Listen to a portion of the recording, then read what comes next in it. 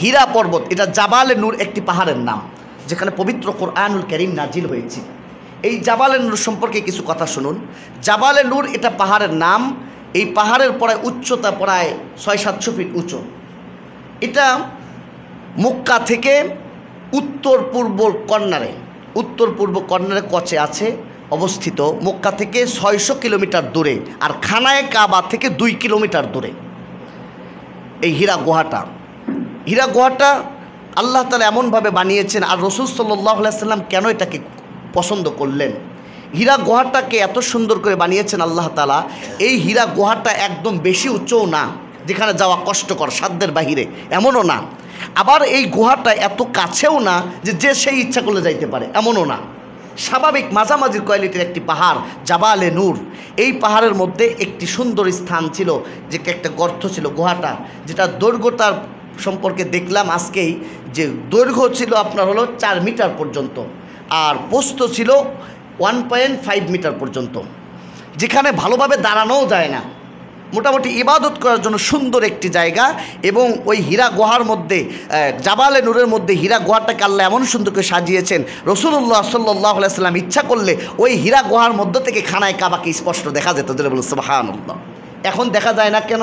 এখন দেখা যায় না, এখন বড় বড় বিল্ডিং হয়েছে, অনেক কাজ করা হয়েছে। কিন্তু রাসূলুল্লাহ সাল্লাল্লাহু আলাইহি ওয়াসাল্লামের ওই সময় নবীজি হীরা গুহার থেকে খানায়ে কাবা সচক্ষে দেখতে পারতেন। আর খানায়ে কাবা সচক্ষে দেখাও একটা ইবাদত। যেটা বলুন সুবহানাল্লাহ। তাহলে হীরা গুহার এত সুন্দর একটি জায়গা, যেখানে নবীজি বাছাই করে নিলেন, ইচ্ছা করলেই মানুষ যাইতে পারবে না, লোক সমাজে ওখানে যাইতে পারবে না। আবার এত উঁচুও না যে যাইতে কষ্ট হয়। রাসূলুল্লাহ সাল্লাল্লাহু আলাইহি ওয়াসাল্লাম ইবাদত করার জন্য এই পাহাড়টাকে বেছে নিলেন, হীরা গুহাটা। নবুয়ত প্রাপ্তির আগে রাসূলুল্লাহ সাল্লাল্লাহু আলাইহি ওয়াসাল্লাম খানা নিয়ে, কয়েকদিনকার খানা সঙ্গে নিয়ে হীরা গুহায় ইবাদত করার জন্য যাইতেন। কোনো বর্ণনা আসছে যে খানা ফুরায় গেলে নবীজি আবার নিজেই চলে আসতেন, এসে আবার খানা নিয়ে আবার যাইতেন। খানা ফুরায় গেলে আবার আসতেন খানা নেওয়ার জন্য। কোনো বর্ণনায় আসছে যে আম্মা জান খাদিজাতুল কুবরা মাঝে মধ্যে নিজে খাবার নিয়ে যেতেন। আমার ভাইয়েরা, হীরা গুহাটা এখন তো অনেক রাস্তা করা হয়েছে, 180 কিলোমিটার, 180 ফুট পর্যন্ত গাড়িতে যাওয়া যায়। এরপরে গাড়িতে যাওয়া যায় না, হেঁটে উঠতে হয়। হেঁটে উঠতে প্রায় 1 ঘন্টা টাইম লাগে। এত সুন্দর রাস্তা থাকার পরেও রাসূলুল্লাহ সাল্লাল্লাহু আলাইহি ওয়াসাল্লাম ওই সময় এত সুন্দর রাস্তা ছিল না, পাথরের পাড় দিয়ে উঠতে 1 ঘন্টা এখনই যদি লাগে, তাহলে তখন কত সময় রাখছে। আম্মা জান আয়েশা রাদিয়াল্লাহু তাআলা আনহা একদিন নবীজিকে বলেন, ইয়া রাসূলুল্লাহ, নবীজি যতদিন পর্যন্ত খাদিজা বেঁচে ছিল ততদিন পর্যন্ত বিবাহ করেন নাই। এক খাদিজাই ছিল। খাদিজা ইন্তেকাল করার পরে রাসূলুল্লাহ সাল্লাল্লাহু আলাইহি ওয়াসাল্লাম ইসলামের স্বার্থে, আল্লাহ তাআলার আদেশে, কার স্বার্থে? ইসলামের স্বার্থে, আল্লাহ তাআলার আদেশে পরবর্তীতে আরও 10টি বিবাহ করেন। নিজের ইচ্ছায় নয়, নিজের পবিত্রের চাহিদায় নয়, ইসলামের স্বার্থে আল্লাহ তাআলার হুকুমে, অর্ডারে পরবর্তীতে আরও 10টি বিবাহ করেন। তারই মধ্য থেকে আম্মাজান আয়েশা কুমারী মেয়েও ছিল। আম্মাজান আয়েশা অত্যন্ত সুন্দরীও ছিল। নবীজি অনেক সময় এত স্ত্রী থাকার পরও খাদিজাকে ভুলতে পারতেন না।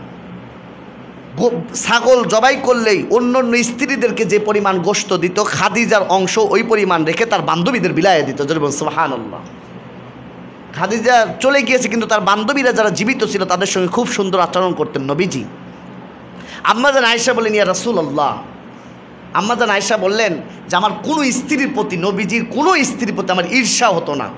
ঈর্ষা এবং হিংসার মধ্যে পার্থক্য আছে, কিন্তু ইসলামে ঈর্ষা জায়েজ, হিংসা জায়েজ নেই। হিংসা বলা হয় অন্য কারোর উপকার দেখে হিংসা হয়ে যে তারটা ধ্বংস হয়ে যাক, এই পরিমাণটা আমার হোক। ধরেন একজনের 5 তলা বিল্ডিং হয়েছে, হিংসা বলা হয় তার 5 তলা খসে পড়ুক, ভেঙে যাক, না থাকুক, আমার 5 তলা হোক, এটাকে বলা হয় হিংসা। আর ঈর্ষা বলা হয় যে না, তার 5 তলা বিল্ডিং হয়েছে, তারটা থাক আপন অবস্থায়, বাকি আমারও 5 তলা হোক। মানে অন্যটা বহাল থেকে নিজেরটা চাওয়া, এটা হচ্ছে ঈর্ষা। আর হিংসা বলা হয় তারটা যেন না থাকে, আমারটা যেন হয়, এটাকে বলা হয় হিংসা। নবীজির স্ত্রী আম্মাজান আয়েশা রাদিয়াল্লাহু তাআলা আনহা বলেন যে আমার নবীজির অন্য কোনো স্ত্রীর প্রতি ঈর্ষা হতো না, তবে আম্মাজান খাদিজাতুল কুবরার প্রতি আমার ঈর্ষা হতো। কারণ নবীজি খাদিজাকে এত বেশি ভালোবাসতেন যে অনেক সময় আমরা থাকতেও নবীজি খাদিজার জন্য কন্দন করতেন। তাই রাসূলুল্লাহ সাল্লাল্লাহু আলাইহি সাল্লামকে আম্মাজান আয়েশা বললেন, ইয়া রাসূলুল্লাহ, আমরা এতগুলো যুবতী, এতগুলো স্ত্রী থাকার পর আপনি খাদিজাকে ভুলতে পারেন না কেন? নবীজি বলেন, আয়েশা, তোমরা আমার সুখের দিনের সাথী, সুখের দিনে তোমাদেরকে পেয়েছি, কিন্তু দুঃখে কষ্টে আমাকে সহযোগিতা করে ভালো যিনি বাসছেন তিনি হলেন খাদিজাতুল কুবরা। আমার জন্য, আমার দিনের জন্য তার অসংখ্য অগণিত সম্পদ বিলায়া দিছে। কি কষ্ট যে করেছে খাদিজাতুল কুবরা, যার ঋণ শোধ করা সম্ভব নয়। আল্লাহ যেন তাকে জান্নাত দান করে।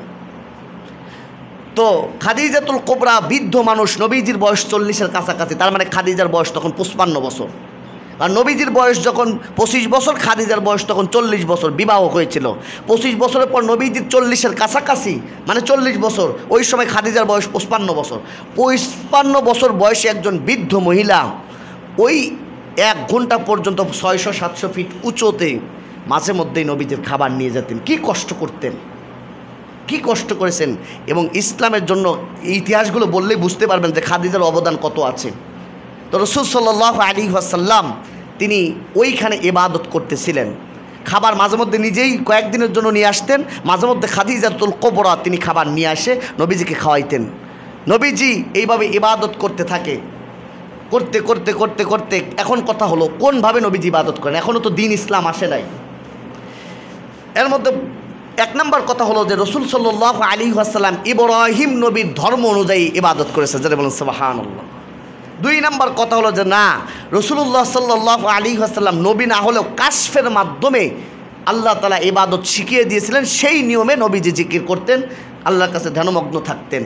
এইভাবে থাকতে থাকতে থাকতে থাকতে এইভাবে ইবাদত করতে করতে রাসূল সাল্লাল্লাহু আলাইহি ওয়াসাল্লামের বয়স যখন 40 বছর পূর্ণ হলো, 40 বছর পূর্ণ হওয়ার সঙ্গে সঙ্গে হঠাৎ করে সাদা পোশাক পরিহিত অবস্থায় হযরতে জিবরাইল আলাইহিস সালাতু ওয়াস সালাম এসে উপস্থিত। জোরে বলুন সুবহানাল্লাহ। জিবরাইল এসে বলেন ইকরা। নবীজি বললেন মা আনা বিকারিন, আমি তো লেখাপড়া করি নাই, অর্থাৎ আমি লেখাপড়া জানি না। এখানে একটা প্রশ্ন থাকতে পারে। জিবরাইল বললেন ইকরা, আপনি পড়ুন। নবীজি বললেন না, আমি পড়াশোনা জানি না, পড়তে পারি না। আসলে পড়তে তো আর লেখাপড়া শেখার প্রয়োজন নাই। একথা প্রশ্ন জাগে কি জাগে না? আজকে নাসরুল বাড়ির তাফসিরের কিতাবে, নাসরুল বাড়ির হাদিসের সরাহাতের মধ্যে দেখলাম রাসূলুল্লাহ সাল্লাল্লাহু আলাইহি ওয়াসাল্লামের কাছে জিবরাইল আমিন একদম রেশমের কাগজের মধ্যে কোরআনের কিছু আয়াত ওই সময় লিখে নিয়ে এসেছিলেন। জোরে বলুন সুবহানাল্লাহ। শুধু মুখে বলার কথা বলছে তা না, বরং জিবরাইল আলাইহিস সালাতু ওয়াস সালাম রেশমের কাপড়ের ওপরে কোরআনের ওই আয়াতগুলো লিখে নিয়ে এসে বলছিলেন যে পড়ুন। দেখানোর পরে মনে করেন এর পড়ুন। এখন পড়লে তো তখন তো বলবে যে না আমি তো পড়তে জানি না, তাহলে কথাটা ঠিক আছে। 1 বার 2 বার 3 বার বললেন না মা আনা বিকারিন। নবীজি বললেন না আমি পড়তে পারি না। জিবরাইল আলাইহিস সালাতু ওয়াস সালাম এইবার রাসূলুল্লাহ সাল্লাল্লাহু আলাইহি ওয়াসাল্লামকে বুকের সাথে ধরে চাপ মারলেন। নবীজি বলেন যে এত জোরে চাপ মারলেন মনে হলো আমার আত্মা বের হয়ে যাবে। নবীজি বলেন যে চাপ মারার সঙ্গে সঙ্গে আমার প্রত্যেকটা পশম থেকে, লোম থেকে পানি বের হয়ে গেছে। খুব কষ্ট হয়েছে। ওহী কিন্তু অত সহজ জিনিস না।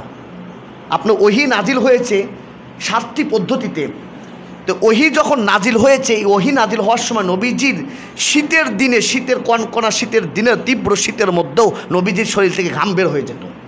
কোনো উটের ওপরে, বাহনের ওপর থাকলে পারে ওহী যদি ওই সময় নাজিল হতো, উট বসে পড়তো। একজন সাহাবী বলেন যে নবীজি আমার উরুর উপরে মাথা দিয়ে ঘুমাচ্ছে, এমন সময় ওহী নিয়ে আসলো। আমার মনে হলো এই মুহূর্তে আমার এই হাতটা ভেঙে যাবে। তার মানে ওহীর ভার কিন্তু অত্যন্ত কঠিন জিনিস।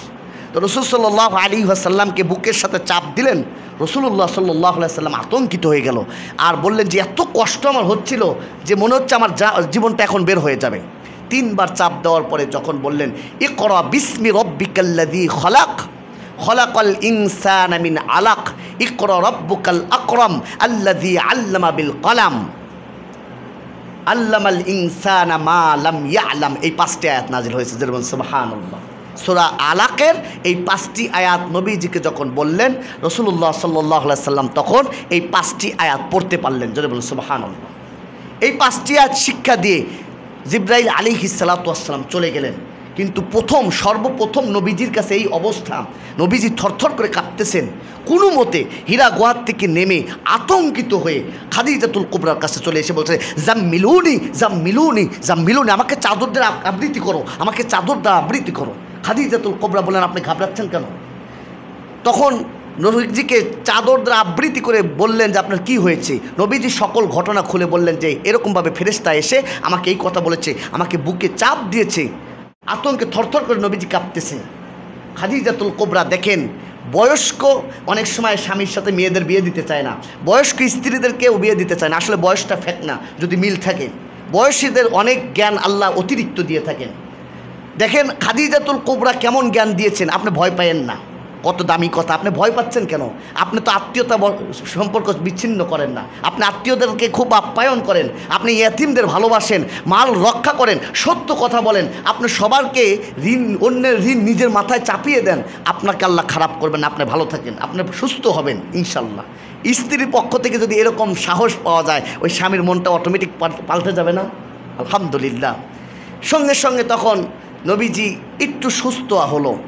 সুস্থ হওয়ার পরে ওই যে আগে বলেছিলাম খাদিজাতুল কুবরার একটা চাচাতো ভাই ছিল ওয়ারাকা ইবনে নওফেল, যিনি ইহুদিদের বড় পণ্ডিত ছিলেন।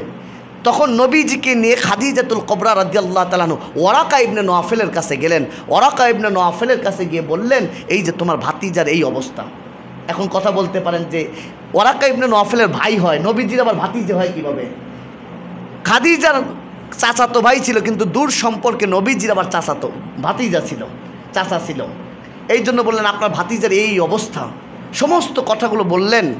ওয়ারাকা ইবনে নওফেল বললেন, তুমি যেই কথাটা বলতেছো যদি সত্যই হয়ে থাকে, তাহলে তোমার কাছে যে এসেছিল তিনি হলেন জিব্রাইল ফেরেশতা, যিনি ঈসা নবীর কাছে আসছে, যিনি মূসা নবীর কাছে আসছে। আপনিই হবেন শেষ জামানার শেষ নবী। জোরে বলুন সুবহানাল্লাহ। নবীজির কাছ থেকে সব বর্ণনা শুনলেন। শোনার পরে বললেন, আপনিই শেষ নবী, এর মধ্যে কোনো সন্দেহ নাই। তবে দুঃখ এবং পরিতাপের বিষয়, আপনাকে মক্কা থেকে বের করে দেওয়া হবে। নবীজি আতঙ্কিত হয়ে গেল, আমাকে মক্কা থেকে বের করে দেওয়া হবে? ওয়ারাকা ইবনে নওফেল বললেন, শুধু আপনাকেই নয়, ইতিপূর্বে যত নবী আসছে সবাইকে নিজের মহল্লা থেকে বের করে দেওয়া হয়েছে। তবে আমি যদি ওই সময় পর্যন্ত বেঁচে থাকি, আপনার পক্ষে সবচাইতে বড় ভূমিকা রাখবো যাতে আপনাকে বের করে না দেয়। কিন্তু কিছুদিন পরে ওয়ারাকা ইবনে নওফেল মারা গিয়েছিলেন, এই ভূমিকাটা রাখতে পারে নাই। তবে নবীজি কেন এই কথা বললেন যে আমাকে বের করে দিবে কেন? কারণ নবীজি জানেন আমাকে সবাই বিশ্বস্ত জানে, একটা শত্রু নবীজির নাই। কারণ নবীজি কোনোদিন মিথ্যা কথা বলে না, কোনোদিন অন্যায় কাজ করে না, আমাকে আবার বের করে দিবে কেন? কিন্তু পরবর্তীতে যে কী হবে এটা ওয়ারাকা ইবনে নওফেল তো জানে। তো যাই হোক, রাসূলুল্লাহ সাল্লাল্লাহু আলাইহি ওয়াসাল্লামের ওপর এইভাবে সর্বপ্রথম ওহী নাজিল হলো। এইভাবে ওহী নাজিল হওয়ার পরে দীর্ঘদিন যাবৎ আর ওহী নাজিল হয় না। নবীজিকে সাহস দিচ্ছে। তবে নবীজি একা গেলে, পাহাড়ের মধ্যে গেলেই জিবরাইল আমিন আড়াল থেকে বলে, আপনার কাছে যেটা এসেছে তো সত্য, আপনার সত্য নবী, আপনার সত্য নবী। এইভাবে আসতে থাকে। দেখেন খাদিজাতুল কুবরা কেমন মেধাবী ছিলেন। খাদিজাতুল কুবরা বলেন, ইয়া রাসূলুল্লাহ, এর পরে যদি আপনার কাছে জিবরাইল আসেন আমাকে একটু বলবেন। সত্যই আবার যখন জিবরাইল আসলেন, তখন নবীজি বললেন যে জিবরাইলকে আমি দেখতে পাচ্ছি। খাদিজা তখন করলেন কি, নবী মুহাম্মদকে বুকের সাথে চেপে ধরলেন আর মাথার ঘুমটাটা ফালিয়ে দিলেন। কেন? পরীক্ষা করার জন্য। যখনই ফেলে দিলেন তখন বলতেছেন যে স্বামী আপনি কি জিবরাইলকে দেখতে পান? কই যে না, এখন তার দেখতে পাচ্ছি না। তখন বললেন, নিশ্চিত ইনি আল্লাহর পাঠানো ফেরেশতা, কারণ যদি শয়তান হতো আমার মাথার ঘুমটা ফালানোর পর যাইতো না। যেহেতু আল্লাহর ফেরেশতা, মাথায় ঘুমটা ফালানোর সঙ্গে সঙ্গে লজ্জিত পেয়েছে, লজ্জা পেয়েছে, এই কারণে তিনি সত্য, এর মধ্যে কোনো সন্দেহ নাই। জোরে বলুন সুবহানাল্লাহ।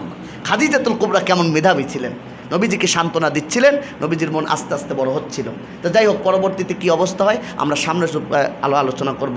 যতটুকু আলোচনা করলাম আল্লাহ তাআলা আমাদের প্রত্যেককে সুন্দরভাবে নবীজির জীবনে মোতালা করার, জানার এবং তদ অনুযায়ী আমল করার তৌফিক দান করুন।